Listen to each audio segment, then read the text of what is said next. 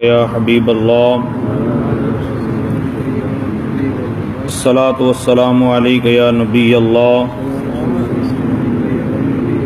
وعلی آلک واصحابک یا نور اللہ۔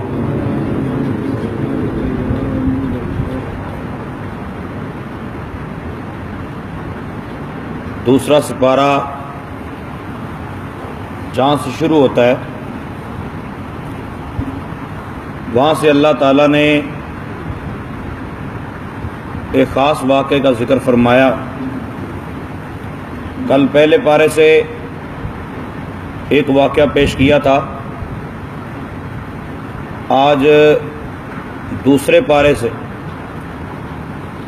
ایک واقعہ عرض کرنے لگا ہوں۔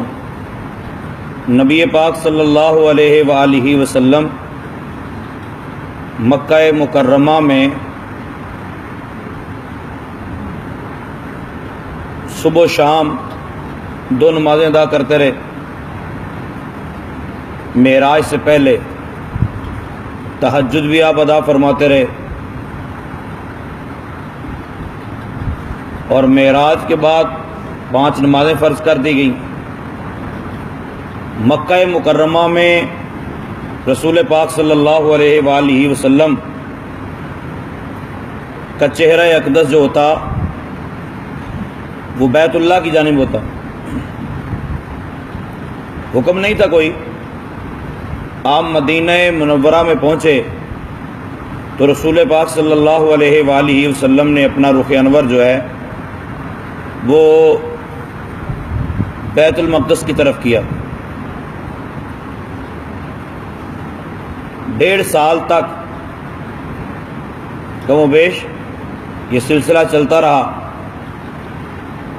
یہودیوں نے تانا زنی کی کہ جب دین اپنا نیا لے کے آیا ہے تو پھر قبلہ بھی اپنا نیا بنائے، ہمارے قبلے کی جانب منہ کر کے نماز کیوں پڑھتا ہے؟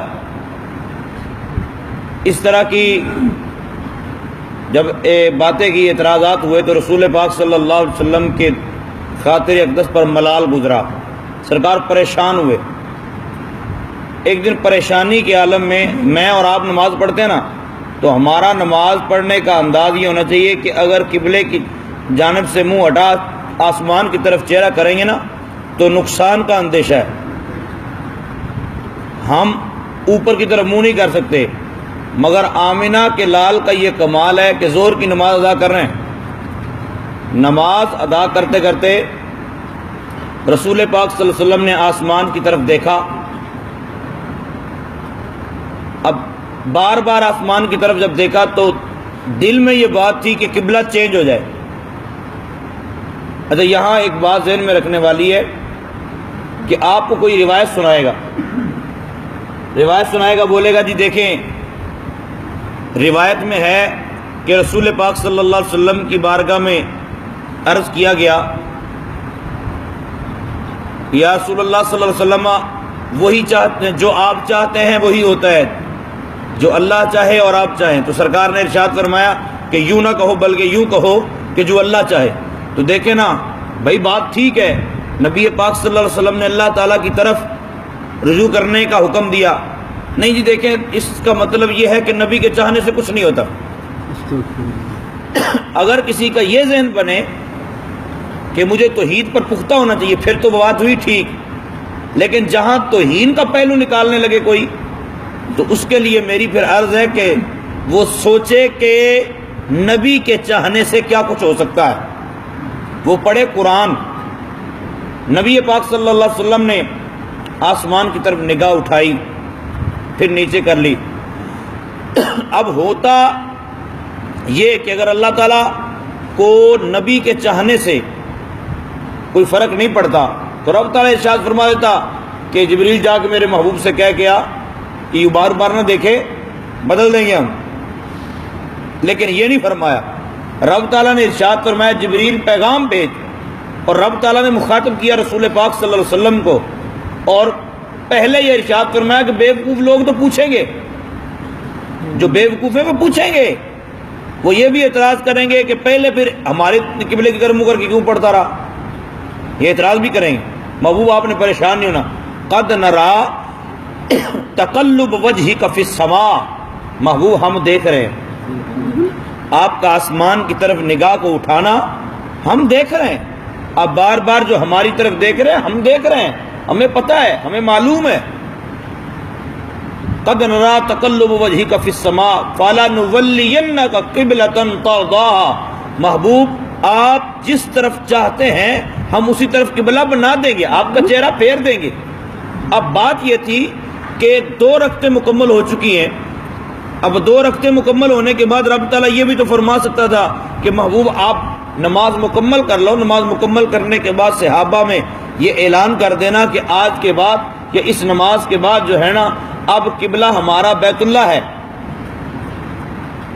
یا رب تعالیٰ یہ بھی ارشاد فرما سکتا تھا کہ ٹھیک ہے محبوب اب آپ نے قبلے بیت اللہ کی جانب منہ کر لینا ہے، لیکن رب تعالیٰ نے فرمایا ترضاها، محبوب جسے آپ پسند کریں۔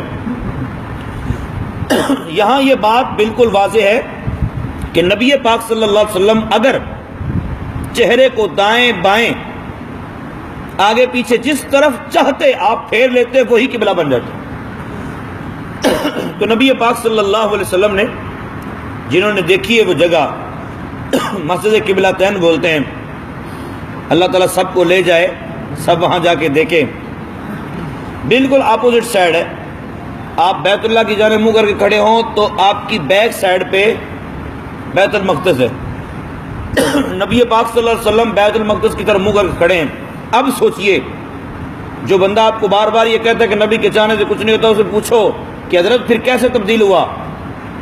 نبی پاک صلی اللہ علیہ وسلم نے رخ انور نماز کے اندر ہی پھیر لیا، نماز کے اندر رخ انور پھیرا،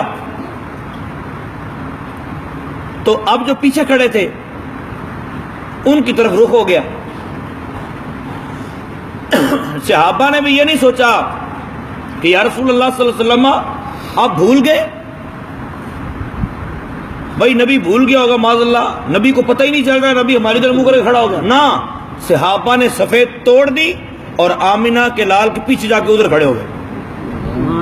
یہ صحابہ نے بتایا، یہ صحابہ نے سبق دیا کہ جدھر محبوب کا رخ ہوتا ہے ہمیں تو محبوب کی ادا کو اپنانا ہے۔ محبوب اگر مشرق کی طرف منہ کرتے ہیں تو مشرق میں قبلہ ہوتا، محبوب مغرب کی طرف منہ کرتے ہیں تو مغرب میں قبلہ ہوتا، محبوب شمال کی طرف منہ کرتے ہیں تو شمال میں قبلہ ہوتا، محبوب جنوب میں منہ کرتے ہیں تو جنوب کی طرف قبلہ ہوتا۔ نماز کے دوران ہی پھر گئے، یہ عقیدت تھی ان کی، یہ محبت تھی ان کی، تو نبی کے چاہنے سے تو قبلہ چینج ہو جاتا۔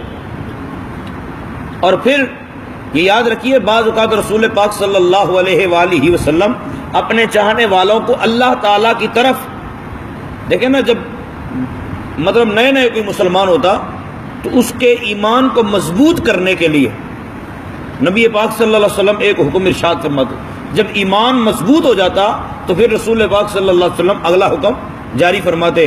جس طرح کہ یہود قبروں کے اوپر جا کے سجدے کرتے تھے، قبروں کو سجدہ گاہ بنا لیا تھا، تو رسول پاک صلی اللہ علیہ وآلہ وسلم نے ارشاد فرمایا کہ تم نے قبروں کے پاس نہیں جانا، اب منع کر دیا قبروں کی طرف جانے سے۔